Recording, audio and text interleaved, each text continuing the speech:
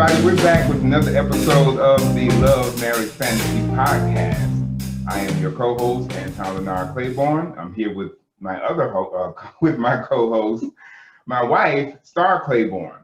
We are your global relationship strategist. I am also a relationship intimacy advisor. My wife, Star, is a personal development life coach. Together, we make up the Claiborne International Coaching Group. At this time, we have with us one of the most interesting couples we've ever met. We have Moet and Darrell with us, and they're going to talk about the struggles of dealing with a blended family, and they're going to talk about issues that they addressed while they were going through their dating phase. We hope that after talking to them, you all will get something that can help you with your relationships. And if you're dealing with a blended family situation, we hope you'll get something from that as well. As we go further into this podcast, you're going to discover that your relationship may be slightly different from theirs, but don't let that stop you from using the wisdom that they present, okay? All right, so Star, you said you had a question. Well, first, before we really go deep, if you all can tell us a little bit about how you met, what that process was like. Audiences love to know, how did they meet? Like, was it this fantasy world thing, or was it like some serious stuff? Like, what really happened during that meeting process? Well, you already know it's always his side and my his side and her side. You already know that, right? Okay. It's always his side and her side. My side is, I was just coming out of a marriage, and I was kind of dating, but not really at that time. So I was on Instagram, and it was my 40th birthday, and I was like, wow, you know, I want to get on here, and I wanted to plan this big birthday celebration. So I was into doing that. And I was looking for a DJ. So his Instagram handle was DJ 2T2 Music. So I was like, well, let me just see if this guy does, like, you know, DJing or whatever. So I'm like, hey, I hit him up in his DM. And I'm like, hey, are you a DJ local to Atlanta? And he's like, no, but since we're here, Right. you know, let's start talking. So we just started talking, having phone conversations, going back and forth on DMs. And then come to find out, and this is just well, I don't believe in coincidences. Come to find out, his cousin was my coworker. Oh, wow. So she was like, you know my cousin? And I'm like, no, I don't. And she's like, well, on Instagram, you were having a conversation with each other on a post. And I was like, what? So that's how we met.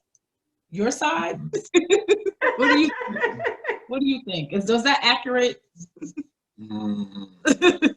Well, let me first say that we both were coming out of bad relationships. Okay. And I had just moved back on this side of the country after spending half a year in the hospital. And I got back over here and got some family healing. So I was, you know, chilling with my mom. No big plans. I had been looking at, you know, maybe moving to Texas and some other places as far as where I wanted to relocate, because I wasn't staying in small town Alabama. Right. And I had no inclination at all to move to the A. I've lived in the A. The A is where my family is. And it's like it's a place to visit, but I didn't want to be here. So, nevertheless, we got to this situation, and I remember weeks before our first interaction, I had seen, you know, how Facebook and Instagram suggests people to you, and I saw that hat, same one you were talking about. I saw that picture, and I was like, right, it's an eye catcher. I was like, yeah, okay. So I friend requested, she accepted, surprisingly. And you know, I wouldn't had no plans. I mean, I think most guys, we can admit that sometimes you friend request people with no intentions. You just You might like what you see. You might want to see if they're interesting enough to engage with. So I might have engaged a couple times, and then here she come in my inbox, and I'm like, Right. and she asked me if I was a DJ. Everything she said after that was pretty much true. Well, was true. She asked me if I was a DJ for a party. I'm like, no, but you know, since we're here, Right. just like she said, since we're here, we might as well have a conversation. And through conversations, phone calls, she tried to ghost me a couple times. I did. She did. She tried to ghost me. She was going through stuff, and I was like, hey, if we're gonna be friends, then you need to allow me to be your friend while you're going through this thing. You know, I don't care if you choose to meet me or we be together or whatever, but if you allow me to be your friend, because that's something about me, is I don't have many friendships, but the ones I have, I cherish. And if I could be a help to anyone, I mean, I get into trouble with that because I see somebody going through something and I'm like, hey, let me help you. Let me give you some encouragement. And so I'm like, look, at least let me encourage you. You know, it turned into a little bit more than that. And I think a lot of women can affirm this, like, you know, you are so used to being independent, and then the relationship I came out of required me to be extremely independent.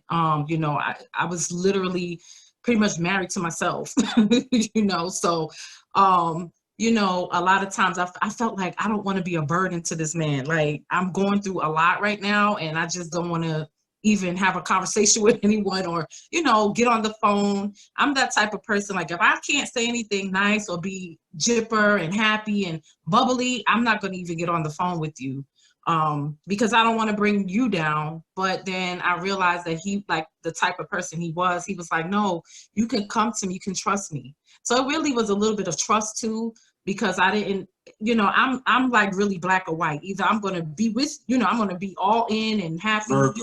Right. Yes, it's a Virgo thing. I'm going to either be happy and jipper and into the conversation, or I'm going to withdraw completely. And when I'm going through things, I have the tendency to withdraw completely. And, you know, like I said, a lot of women could probably attest to that. Like, just, you know, not wanting to burden someone you may be interested in while you are trying to get to know them and be friends. So you kind of withdraw from it. But that really is a good indicator when you are dating or trying to get to know someone, whether you can trust them, you know, with your stuff, you know, with your baggage, your ups, your downs. You can't always be happy. You know, you can't always, you know, be in a situation where things are always perfect. I mean, that's not realistic. And for him to be accepting of what I was going through and be like, it's okay. You know, I understand, you know, people go through stuff, and, you know, be there for me. I really appreciated that. And I think it strengthened our friendship. I think it did. One thing I wanted to share with our audience about what both of you just mentioned.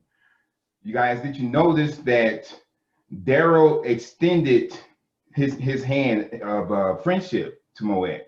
He knew that he liked her. He already knew that part, but he wasn't trying to press her. He wasn't trying to put any pressure on her to be on his team and be his woman or whatever. He saw somebody who he felt could use some encouragement. So he pushed the feelings he was getting from his loins. He pushed that to the side and decided to be a kind man and tried to be a healing voice to a woman who he felt could use some encouragement. But Moet, being the type of person that she is, she felt the genuineness that was coming from him. I really think that because she saw him as trying to be a genuine friend, it helped her to say, okay, you know what? I'm going to give him a chance. So if you find yourself in a situation like the two of them were in, try to be try to have that open mind and give that person a chance to be your friend. You may find somebody that you can connect with. Yeah. And like you're saying, being open to it, you know, you have to really be open to, you know, because we're very different, and first of all, he's from the South, I'm from the North. So that's already a conflict, Mhm. you know, just in of itself. Hey, And it's like, I'm real, fast paced, even though I left New York a long time ago, I'm still have it in me. It's in my blood. I'm from the Bronx and it's never going anywhere. So, but him being a different, I guess, personality than I was, it helped. It actually helped because like you said, he wasn't pushy. He wasn't overbearing. He wasn't like, well, and I have met men that do that where it's like, well, you don't want to talk to me, well then F you, Mhm. or you think, you try to push me out, you trying to ghost me, but then forget about you kind of attitude. And he never did that. So that definitely helped a lot. That's great. So, with you two being together now, you had mentioned to us prior that, you have the blended family and everything.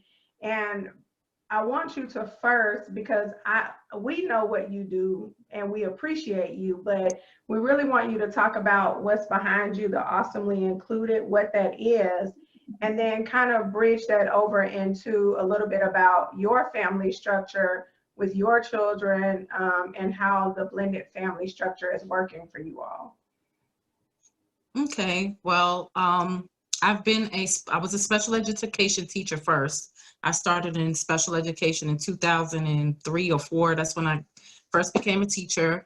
And then even when I moved to Atlanta, I was still a special education teacher. I stayed doing that for about 13 years. And then I transitioned into more advocacy, administration work. So I still work by day as a special education administrator.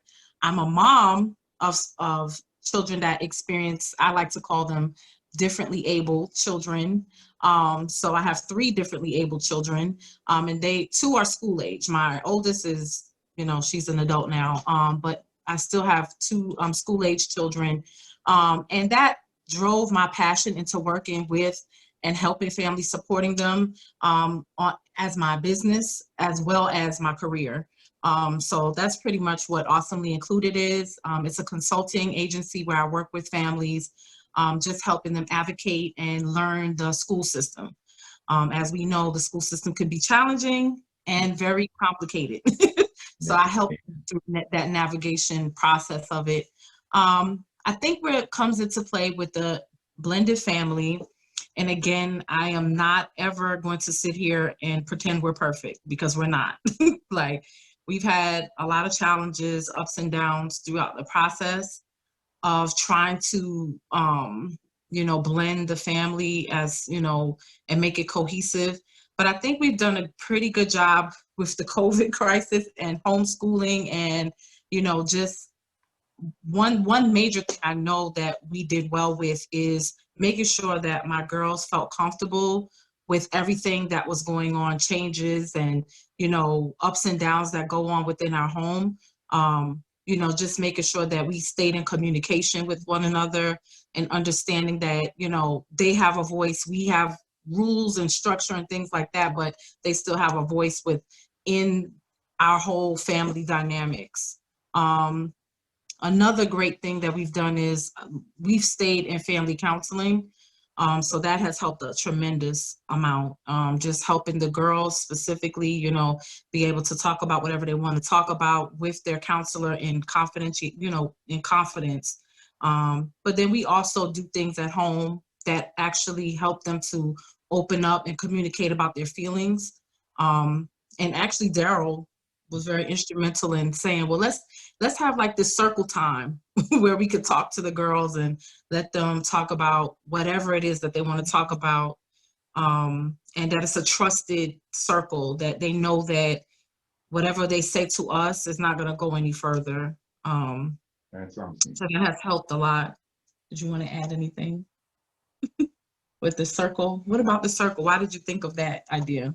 Yeah, I was going to ask about that, to go a little bit more in depth about that, because there are a lot of parents out there, especially, us being in a pandemic, as much as we would like to no longer say that word, it's still here and everyone is still struggling. And I know I'm not even the teacher at home, okay? And I still struggle. And I'm not the teacher, he's the teacher. So for those who have those differently able kids, how is that circle working, and what made you think about that? Like, what does that look like? Because there's other parents who could use that. Mm-hmm. For me, for me, I mean, you segue into this discussion based on Awesome Included, but for me, it's sort of my passion and my ensuing business as well. I'm in the process of certifying as a Reiki practitioner. If you're familiar with Reiki, then that's dealing with energy healing. Something that's always been in me is the ability to sort of discern a person and sort of feel their energy. And as I was saying earlier, I just wanted to be the friend. You know, when people are going through stuff, I can sense when people are going through things.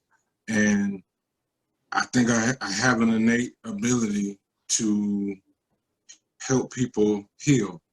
And not necessarily like from a medical doctor where you putting antibiotics and stuff on a wound, but heal in a way where the internal, the spirit, the soul gets that healing, because it has to be proportionate. You can have all the medical healing in the world, but a lot of times, especially as Black people, we suffer from the internal healing that needs to happen. So it became well aware to me that, you know, everybody's been through a lot. You know, everybody's been through a lot. The girls alone have been through some transitions, and I think any respectful man, a respectable man, can understand that as a man and as a leader of the home. No, you're not the mother, no, you're not the nurturer, but you still have a responsibility to sort of guide the conversations and to develop the foundations of making sure your home is healthy. And, you know, my specific skill set allowed me to do that. Awesome. So then, and I just want to touch on when you mentioned the part about how you're able to sense people's energy. When the two of you were going through your dating phase, is that a practice that you were using when you were trying to feel Moet? Were you trying to like really connect? Were you trying to read her energy? Were you using that ability that you have, even though you hadn't met her yet? You know, because you said y'all met online, right? So while y'all were sending messages back and forth, were you trying to get some energy to try and figure out, okay, is this somebody I want to deal with? Is she back crazy, or what is it about her? But just tell us a little bit. What were you doing? Well, let me before you start that, I think we had a cheat sheet though. We had a little bit of a cheat sheet because of his cousin. Oh, that's right. So she vouched for him to me. She had a cheat sheet. Well, yeah, because I called her like, girl, like, because you know, I hung out. She was my coworker, but we took trips together. Like, we hung out together, and that's what I always tell Darrell. It had to be fate, because I genuinely, I do not hang out with my coworkers. Normally, I don't. I'm pretty much to myself on my job, so it was just weird for me that I connected with his cousin, you know, before I even knew anything about him. I connected with her. We would hang out. We would go out to lunches and dinners, and we took a trip together. So I think it was fate that God already knew down the line I was going to, you know, meet him. But I had a cheat sheet because I called and was like, hey, but it really wasn't that much of a cheat. I'm about to say she didn't really think she's so much younger than him. She's in her 20s. So it was like, you know, she could only tell with so much. But go ahead about the energy. Sorry, I had to add that. She really didn't, but she did.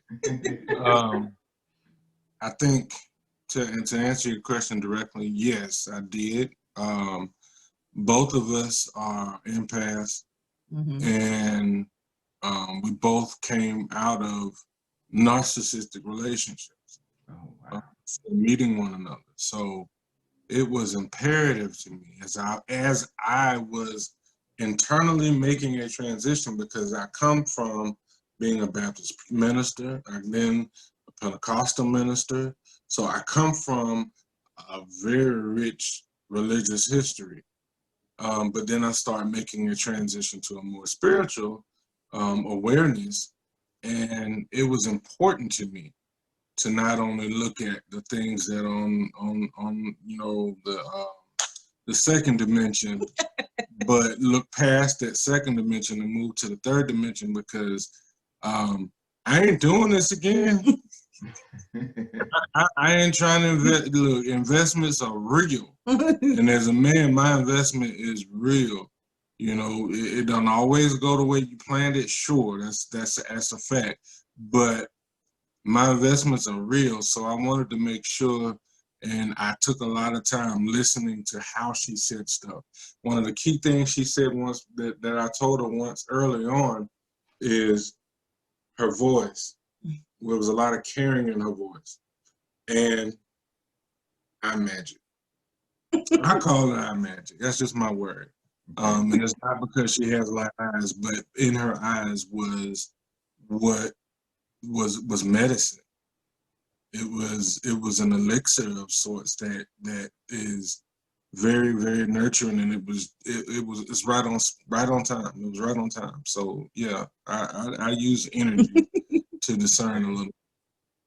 And one quick story about that too, because Darrell is also a musician. I asked him on one phone conversation to play me a song on his keyboard that made him think of me.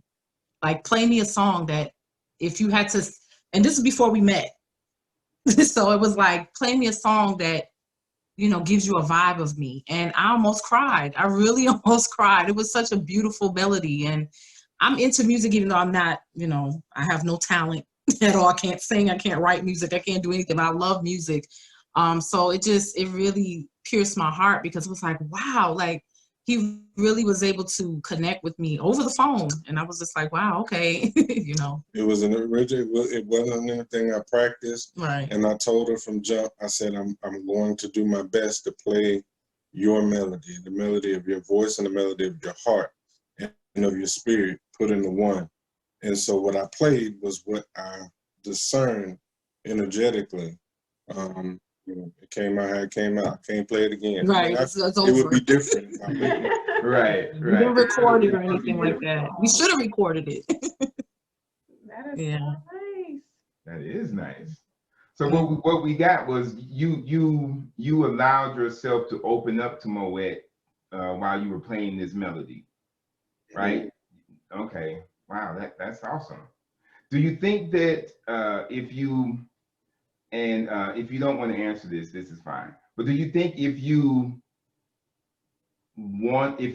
played that or tried to express your feelings for her again, do you think that the melody would be similar? Similar? Use music, I mean. If you tried to use music to express your feelings for her again, do you think the melody would be similar? It would be similar because her heart is still a heart. Her soul is still a soul. I think there would be different accent notes. That's probably more of a musical term, but more different accent notes because of the experiences that we've had. But the melody will still be the same. The melody will still be the same, pretty much. Oh wow, that's awesome. That's good that you all are spiritually connected like that. One thing that I'm talking to the audience now. One thing that we want you to know is it is important to maintain that spiritual harmony. Even if you have the physical harmony, the emotional harmony, you've got to have that spiritual harmony in place as well, because that's what helps you to have that long-lasting love. It helps you to be able to stay connected when times get rough. Do you agree with that, Star? I do. And I would love to hear from y'all, like, what are some of the challenges that you all have had in this relationship thus far, being that you both came from these, as you would say, narcissistic relationships prior? How has that given you an outlook on what you have now? What are some of those challenges, and do you feel that you've handled them differently? You know, what does that look like in your home now as you're going through different challenges? I know for me personally, being in this relationship with Darrell, because of the spiritual part and the spiritual connection we have, is really forcing me to dig deeper than I ever have before in a relationship. Like, to dig out a lot of emotional baggage that I have and a lot of unhealed areas of myself that I thought you think you've gotten over something. And then when it resurfaces, you're like, wow, I'm still not healed from that. So it has really made me take a deeper look at myself. And I read somewhere, I saw somewhere, it said a good relationship should hold a mirror up to yourself. And, even though, you would say, well, like they say, better late than never, because you think like, okay, I'm 42 years old and you're now doing that. But, it definitely has allowed me to look at myself in a different way and to see that I still have work that I need to work on. And I know, especially I think for women that are in roles such as myself that, may be in a leadership role or may have been the head of the household for many, many years, or, single moms doing it on their own. And, you get to this place like, I don't need a man. I just, I just do whatever I need to do. You get to that place. Right. And to have someone be like, well, wait a minute, and kind of grab your hand and say, I'm here. You don't have to be strong all the time anymore. You don't have to bear all of this by yourself. And you've been so accustomed to doing it all by yourself. Those are deep issues that I have that I'm still working on. That I wanted to, I'm thankful for the relationship. Because of those things, because of the fact that I'm able to look deeper and, just really, and like you said, I mean, we all know that a relationship is going to go through its ups and downs, but Darrell is very, very patient. So I'm thankful that he's very patient with me, because it takes a level of patience to be with me. So he's very, very patient. I'm thankful for that. I think it's definitely helping me in a lot of ways that I didn't even know I needed help still. So. Oh, that's awesome. Yeah. So I want to go back to the dating period for a moment. While the two, but we're still staying in the vein of the spirituality. Okay. So while the two of you were dating, did you have any people trying to come into your lives that was testing you, that you felt was trying to break that spiritual connection that the two of you had? Was there was it a baby mama or a baby daddy that was trying to jump in and still, try and leave their imprint, or just try and reestablish a connection? Did anything like that happen? And if it did, how did you overcome it so that the two of you could remain connected spiritually? What was the question? While the two of you were dating, was there a moment when someone tried to come in between the two of you and break your spiritual connection? Was it maybe a baby mama or a baby daddy, or and just ex-girlfriend or ex-boyfriend who saw an opportunity and they tried to come in between the two of you? I'll say on my side, I'm pretty cut and dry. I'm an Aquarius, bro. I don't go backwards. I can't think of anyone, and no one did that, but I can't even think of anyone that would have that access to me. Just because once I'm done, because I'm so patient, and I take, in my past, I have taken abuse after abuse after abuse after abuse after issue after issue. And when I finally make the decision, all right, I'm done. I'm done. Ain't no going back. There's no more open door. You don't have a space to talk to me or connect with me in that kind of way no more. I literally, all of my exes are gross to me. I mean, literally, trying to think about just being in their presence and their voice. It's disgusting. Think about doing something physical? Wow. Oh, You Lord. don't hear many men saying something like that. No, you don't. I'm for real. I cannot, and I'm not going to be graphic, but I cannot imagine even plunging into the depths of those waters. Yeah. I like the way you put that. Right, exactly. I know on What my about side, you, Moet? yeah, for me, so I'm similar to Darrell in the point that if I don't like playing a lot of games.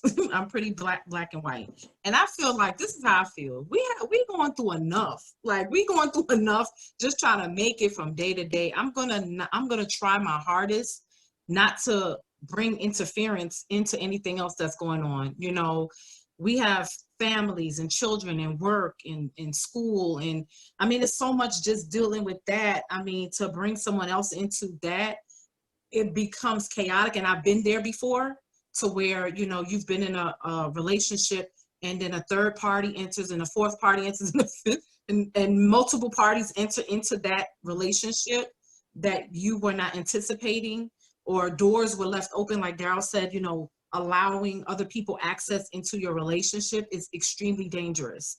And it's hurtful and it's painful and it's toxic, and it doesn't lead to anything good.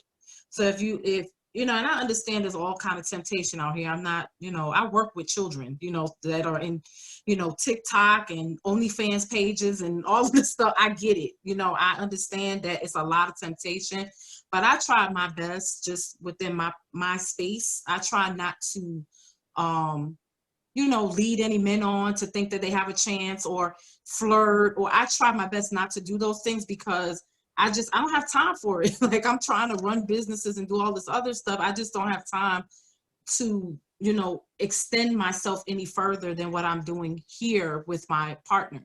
Now I on my end, there is some baby daddy drama from my ex. I would say we have done the best that we can to manage all of that baby daddy drama as best as we can. We try, when it does happen, especially in front of the girls, when things pop off, you know, we try our best to kind of do damage control on our end and try to work through it and talk through it. We're very good communicators, so I'm grateful for that too. We try to lead with communication. That's what we really try to lead a lot with. Yeah, that's good. And a lot of right, and a lot of times I'll see people, you know, talking about these, you know, about their blended family situation. And one thing I always try to bring to the table is everybody's different. Everybody's not going to be like, you know, let's say Will and Jada's situation, you know, where everybody's happy and they get together every Christmas and every Thanksgiving, they all get together. That's not everybody's, that's not our world. Like there will never be any get-togethers like that, you know, because of the situation. But what you can do, you manage what you can. Don't try to measure yourself up to what other people are doing, or, you know, maybe even a couple you may know, and, you know, they're doing it better than you, you know, I guess society views as better than you because they can take a Christmas photo together, but you know, y'all argue, or, you know, y'all can't get along out, you know, in real life. You should not compare yourself to that situation. You do and manage it the best way you know how to manage it within your home and within what you're doing. The best thing to do in those situations too, when there's conflict, is not engage. I was in a workshop one day, and one thing that they said was that I'll always stick with me. It said, the opposite of love is not hate. The opposite of love is apathy, meaning if there's nothing left, there's nothing there anymore, you know. So when you fight back with a person and you express anger, that means you are emotionally still connected to that person. You care about them enough to put any energy forward. You care something about that person, that you want them to know that you are mad.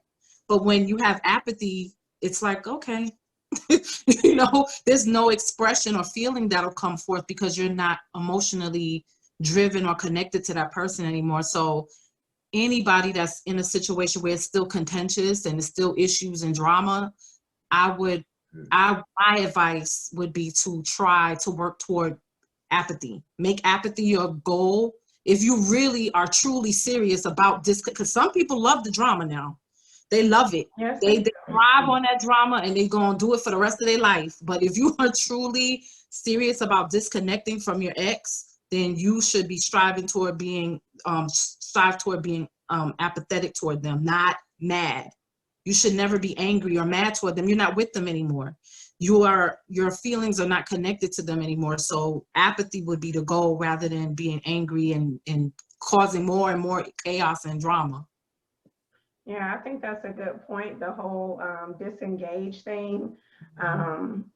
Even, with my ex, it's one of those situations, do you still care for that person? You do. You'll always care for that person and their well-being.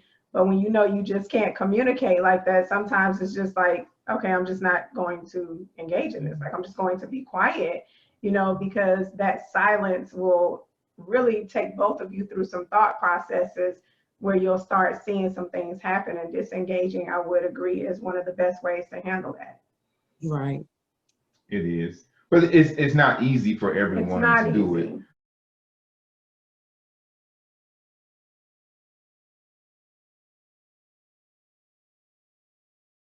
At the Claiborne International Coaching Group, we help you to focus on where you want to go in your life. We help you with those type of questions and more. When you leave our sessions, you will feel empowered, you will feel motivated, you will feel full of hope, you will feel like the struggles have been lessened around you. You will feel ready to move forward with force.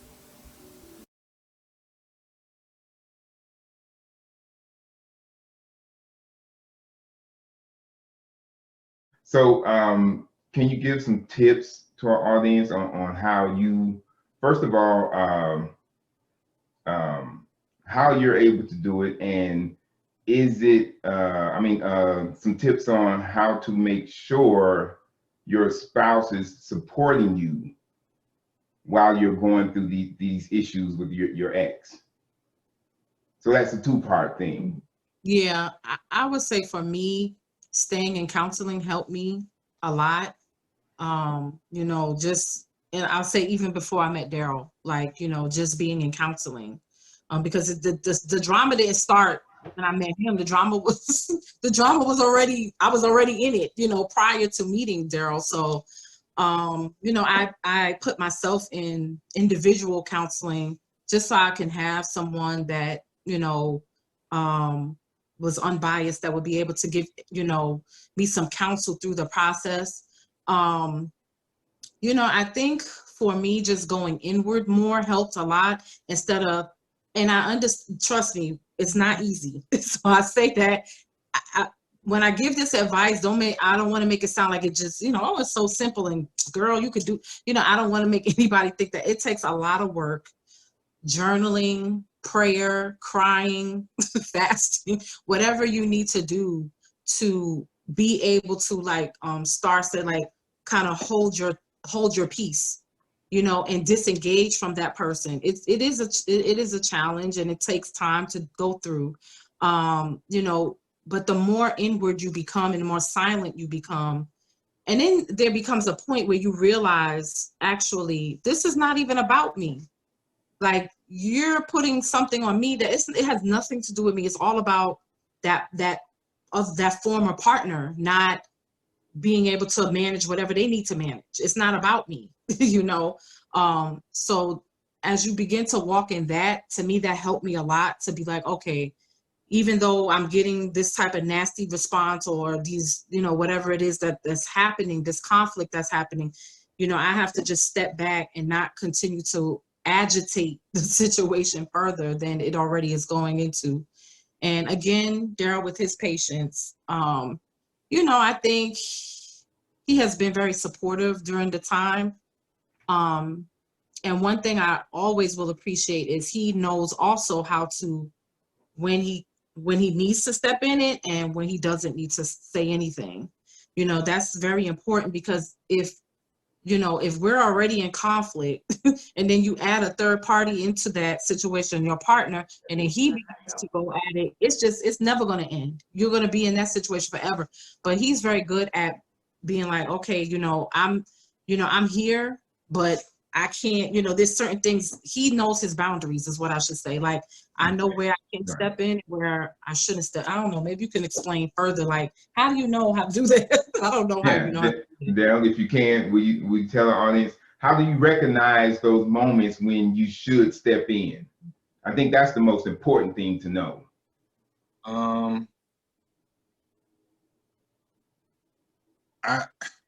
For me, it starts with knowing what you want, and I can't stress that enough. You got to know what you want and why you are where you are, why you are where you are, and what your goal is. I know that I'm here for. I know, and you can put whoever's name you want to put in there. I know that I'm here for. So me putting negativity into this situation, will it help, or is it necessary? I don't think it, in most situations, it's not necessary for me as the other parent or the second parental figure to come in and always have something to say. Now we will talk, but to get so invested to where my emotions are raging, first off, I ain't that emotional of a person. I'm emotional in the sense that my emotions stay inside, and it's got to be something. For me to outwardly express my emotions, I got to determine if it's worth it. So I've been doing this a long time. Yeah. And I don't just. Only time I could ever see it worth it for me to get into it, like to come out and attack or to give some negativity back to the negativity, would be if someone's life was in danger or someone was being hurt. Other than that, I respect you. You have to respect that other person as the parental figure. I don't know how I would feel if it was just a regular ex with no children. It would probably be a little bit harder to respect anything that just a regular ex would have to say. But at the same time, you respect them as a person. You can respect them as a person, as a human being. And if there is any emotional dialogue between the two, it's only because she allowed it. It's only because that she's open for it. And so my advice would be step back and look and see if she really open to it because she's defending herself, or she open to it because that's what she wants. I done had enough of that, and that's what she wants. I've had enough of my latest ex. That was one of her things. You got a lot of women out here that want that beef. They want to fight. They want to go back and forth, and they get something back from that. And I've had women come to me and express that, I just told you that to see if I get a rise out of you. No, Sean, I ain't about that. Women out there like that. I am not about that life. You will miss me with that, and I will erase myself from the situation. I don't care how good you look or how connected we are. I'm not doing that because I don't want to go to jail. My booty is too valuable. Your booty is too valuable. Okay. Yeah, I feel you on that. I agree.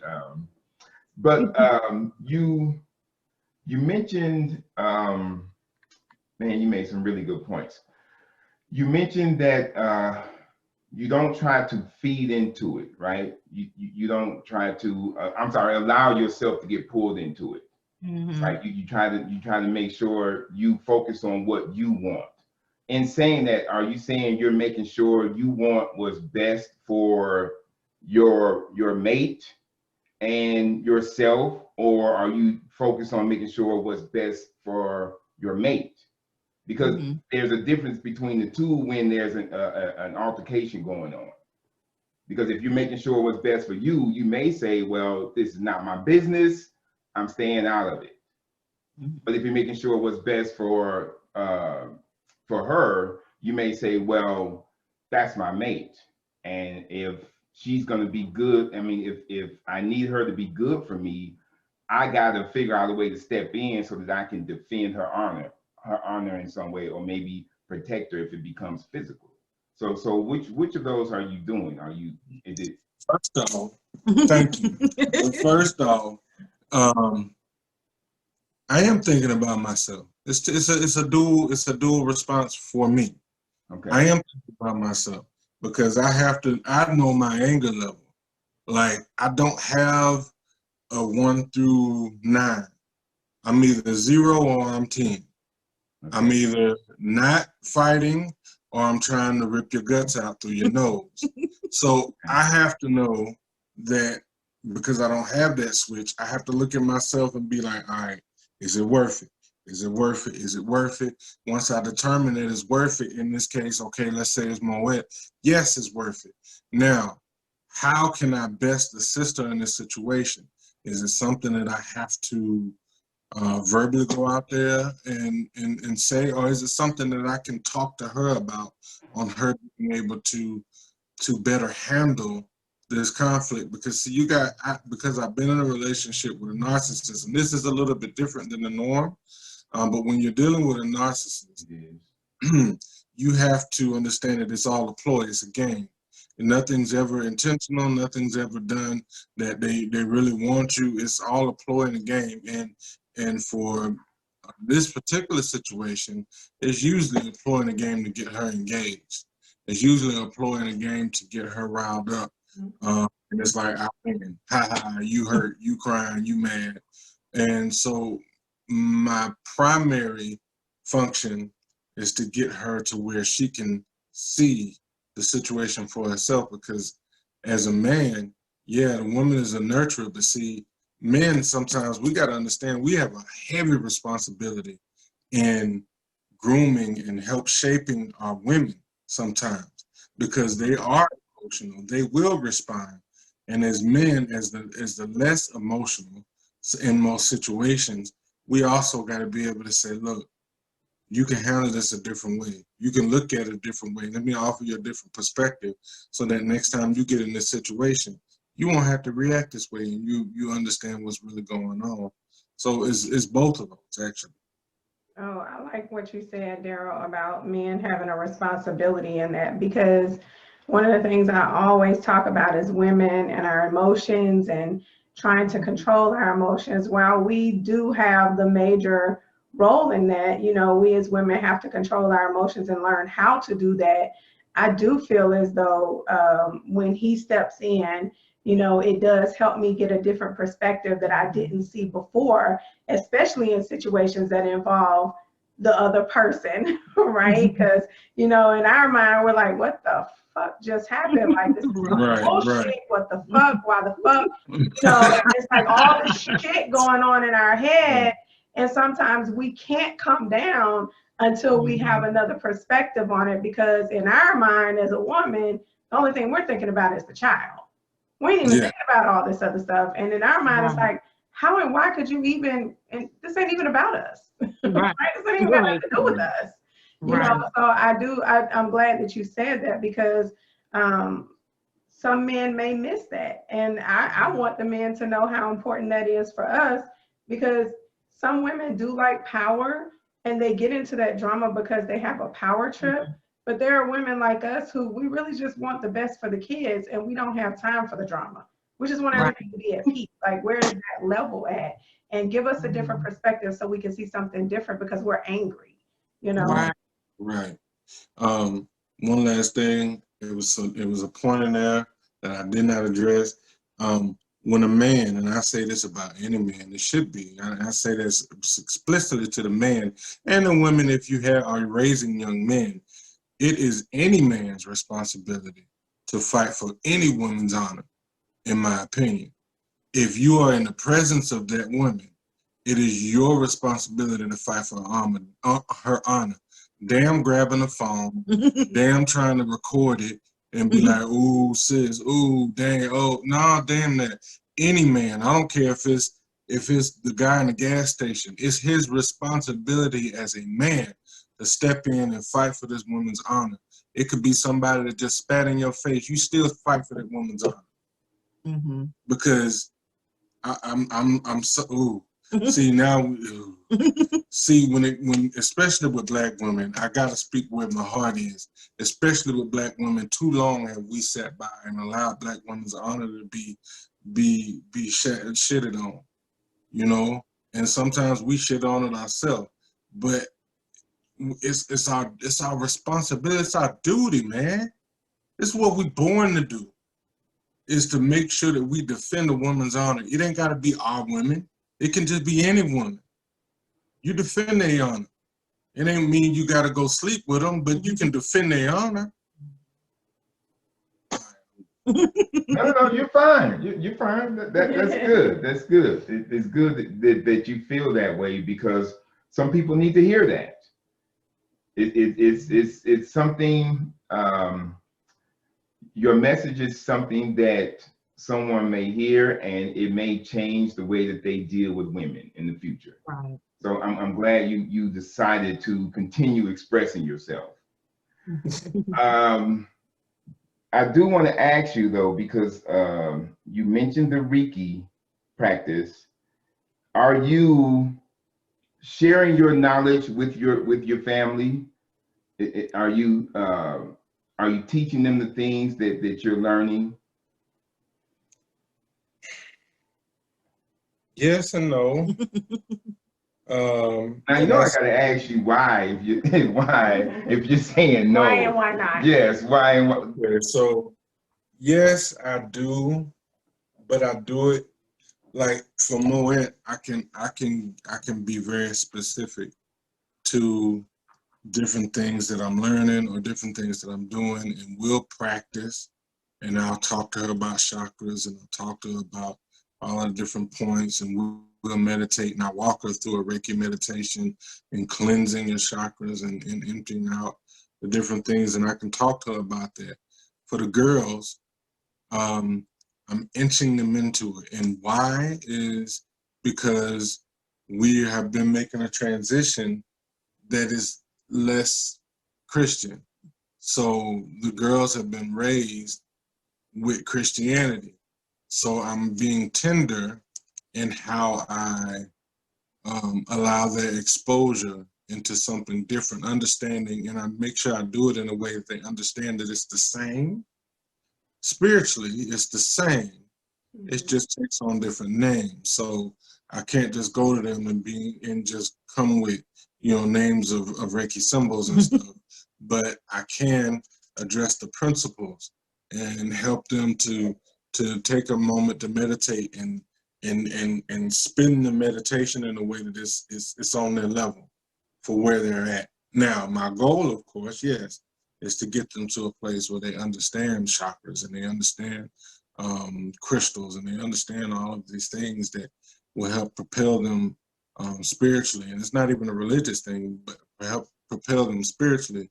But I'm being ginger with it because I know that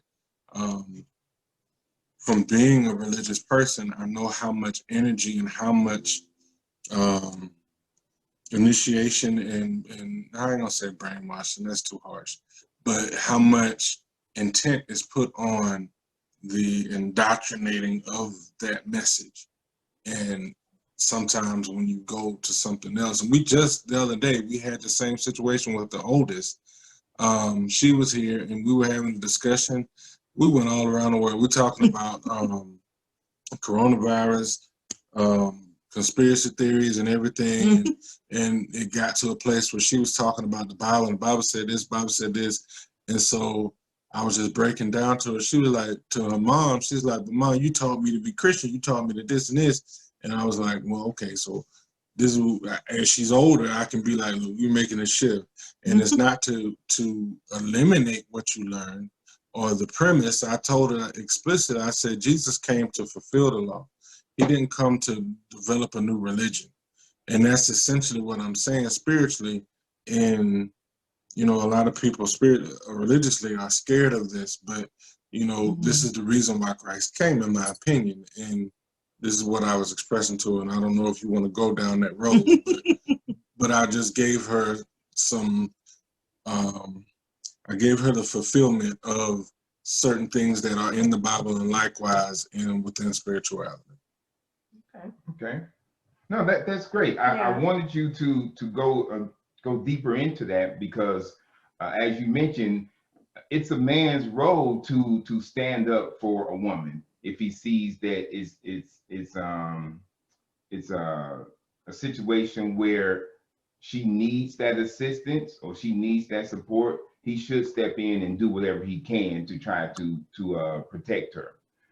But the main reason I wanted to ask you about that is because a man's role, especially if in a blended family situation like you're in, one of his roles is to share any type of spiritual knowledge that he may have as an investment into the future of the bonus children's lives, because they may have been raised in a different manner, like yours were in a Christian household. But with you coming with this new information, it may be what they need to uh, support them in the future when they come across somebody who's questioning their religious foundation.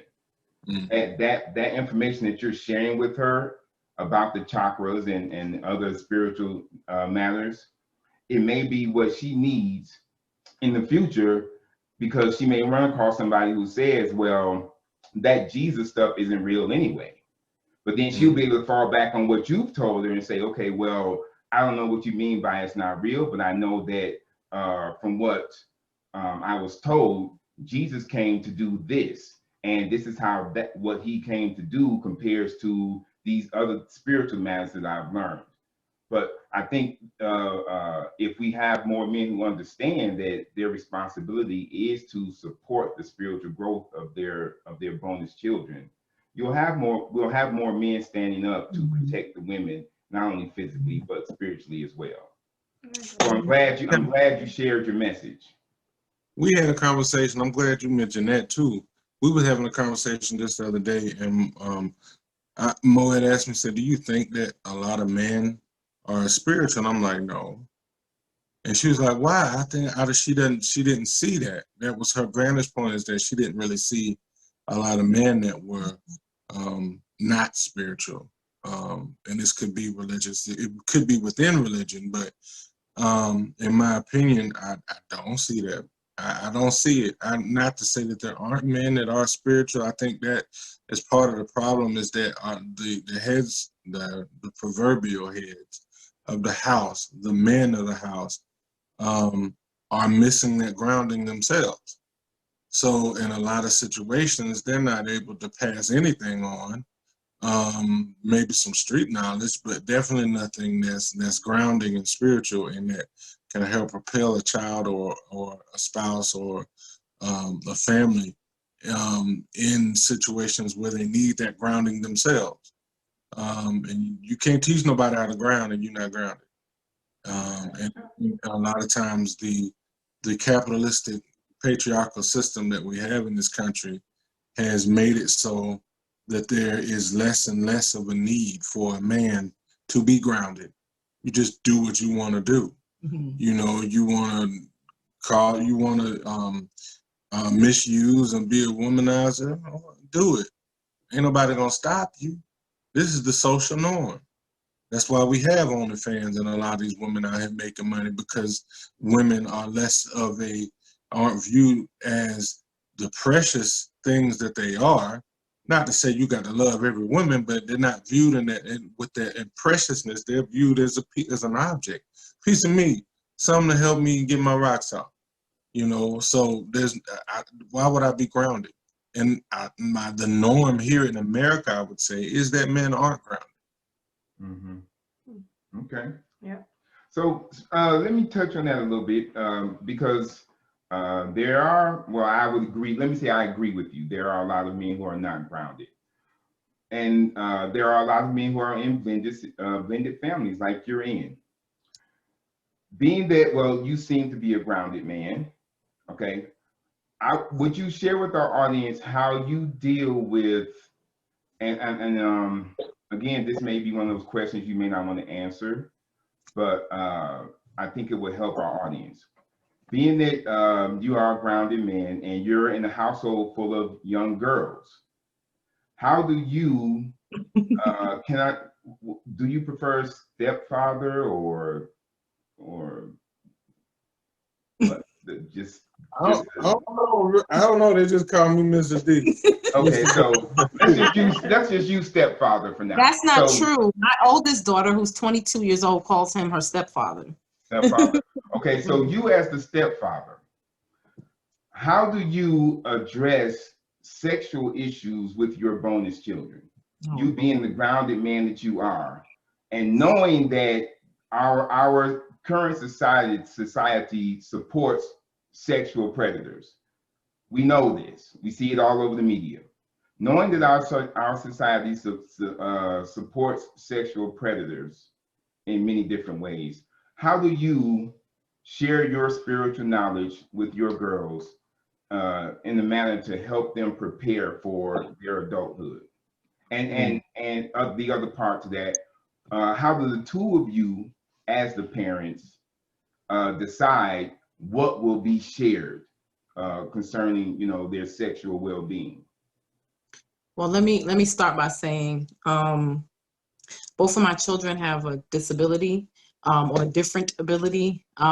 So especially my older one, it's kind of challenging still because there are still some self-help skills that we normally know how to do at this age, at age 15, that she is, like brushing your hair, tying your shoes, putting your clothes on properly. There's certain things she's still working on. So as far as sex, I mean, she does talk about it somewhat, but it's in a different, I would say we have to bring it down to almost like a 10-year-old level, even though she's 15. So it is a challenge when you're working with children that process differently in their thinking because of the fact that developmentally, they're not their age. Developmentally, they are, that particular child may be 10 or 9. So you have to be careful on how you say things, specifically with a child dealing with who experiences autism. They take everything very literal. So you have to be very careful on how you say things because it may not translate the way you think it's going to translate. So Darrell, even though he may, it's kind of like almost when it comes to sex and things of sex, we have to talk about it first so that I can kind of filter it out to try to say, okay, well, she's not gonna understand any of that, So we have to say it this way, or we have to put it another way. The younger one, she has she still experiences a different ability too, but it's not autism. So for her, it's a little bit different where we can, kind of address it head on. I don't know. I don't know if we've really talked about it through the spiritual lens. I don't know if we've done that. What do you say? My perspective, again, what she said, we typically, when it's dealing with the birds and the bees aspect of sex, we talk together before we even go there, and there's still a lot of talking to be done as far as the intimacies of sex. I think for me, my responsibility where I feel like I do have room to have discussion with them is on not the particulars, but the, like, example, how boys act. Mm-hmm. I will talk to them how boys act. I will talk to them about grooming sometimes, and about how to carry themselves. I will talk to them sometimes about their clothes, like, hold us, what you doing? What you got on? And they understand, and I appreciate it about them, but they have already gotten a sense of when it comes as they grow and they get to the birds and bees part, that they know that I will be a safe place for them to have that discussion, and they will understand that I only have their best intention at heart. And my intention is always for them to be protected and well taken care of, and to not be hurt. So I've really just been focusing my efforts in that realm on just developing some trust and rapport, so that when it gets a little bit more intense, that they understand that I'm not, me grabbing a young boy and taking him into the room and shutting the door and having a conversation with him. And that's not me being mean. That's me making sure that they are protected and they are well taken care of. So, that's where we're at right now. That's Yeah, awesome. I think that's good that you two have that conversation first.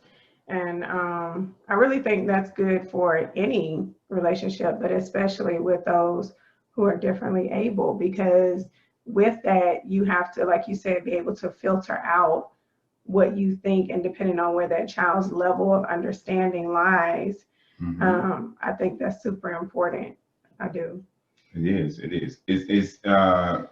It's very important, guys, for both members of the blended family, both parents, to talk about things like this, where you know your child will eventually become an adult.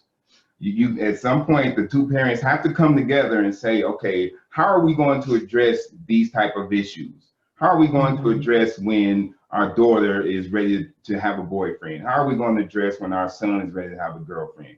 Or even if it becomes a alternative sex life, how are we going to address that? The things like that need to be discussed between the parents, so that when it happens, you'll be slightly prepared for it, and it won't hit you very hard emotionally. And I think, to add on to that, I think what's very important too, at some point as an individual, and me and Darrell had this discussion a while ago, because, I had to look over my sex history and realize that very, very early, I was exposed too early to sex.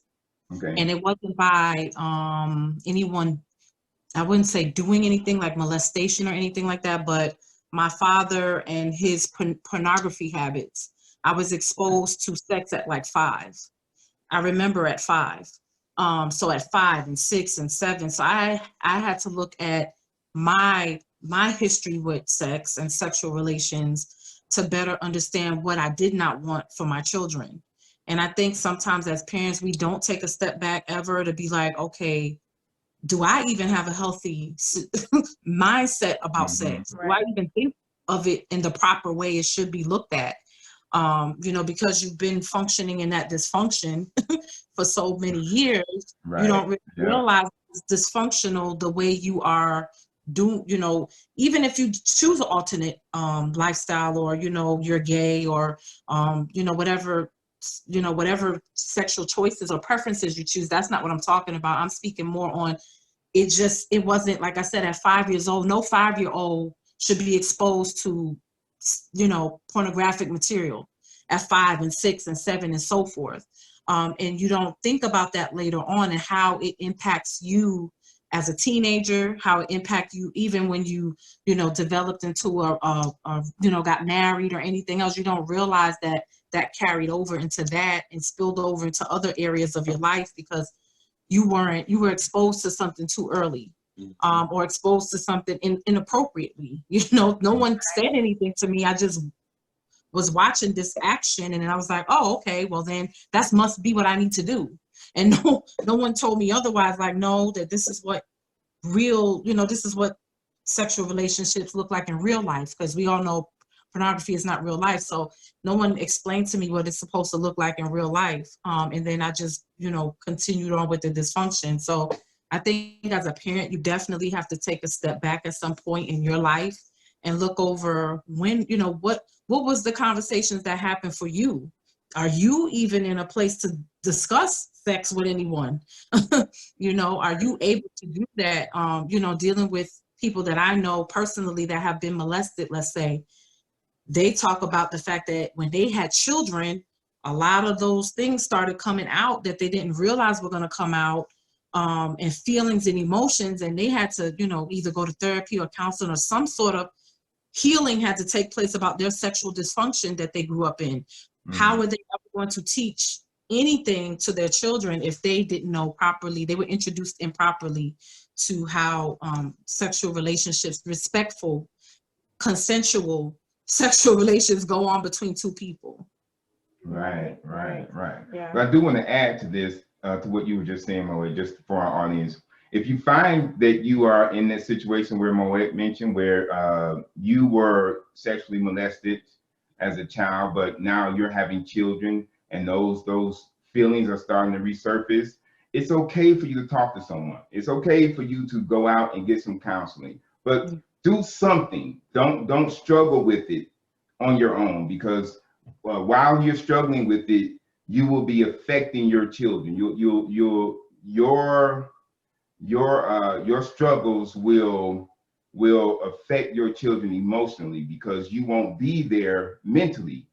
You won't be present for your children when they need you, because your mind will still be trapped in your past. Right. So don't try and struggle through those type of situations by yourself.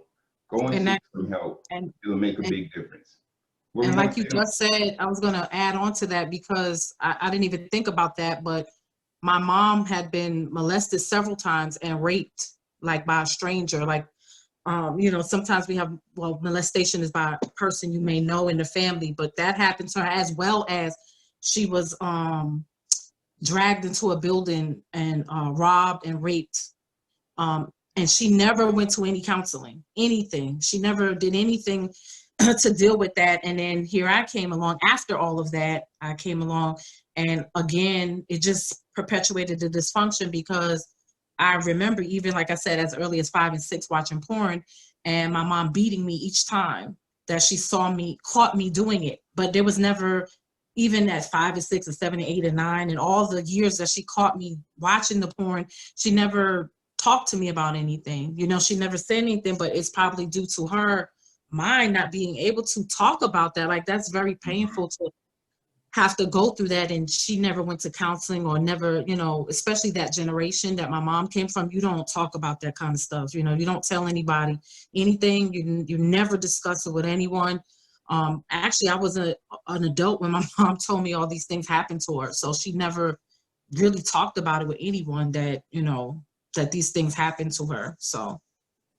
Well, it's good that she did, eventually get around to telling you about it. Mm-hmm. And I'm pretty sure she did it with the hopes of helping you in some way by Right. telling you about her life. Okay, so now we're going to throw a random question at you, okay, because we're about to start wrapping this up. All Okay. right, so are you ready? We're ready. All right, you're ready. Okay. Who cooks the best breakfast between the two of you? Darrell. He sat back. He already Right. knew. Yes, he makes the best. He made a great brunch, I should call it, this morning. Bacon, eggs and cheese, biscuit, and he made this like caramelized apple thing, and it was really good. Really? He's the chef. Oh, so, did you use your cooking skills to win her over there? No. No. They did win So me when over, y'all were dating, you didn't cook a meal for her? Yeah. Oh. I did. It wasn't for the purpose of winning her over. I mean, I was gonna win over by my personality. No, your personality. All right. I feel you about your personality. What, your ego or your personality? Which one? Both. All right. Sorry, do you have anything? No, I didn't have anything, but I guess as we wrap this up and close it up, first, if you can give us just another couple of nuggets for the people out there listening on what can help them in their blended families and through the dating process, and then tell us how we can find you on any social media platforms or website or whatever you have. Okay. Again, I'm Moet Archer on most social media, well, Facebook, I should say. On Instagram, I am a Moet. Is it _A? I think it's _A78.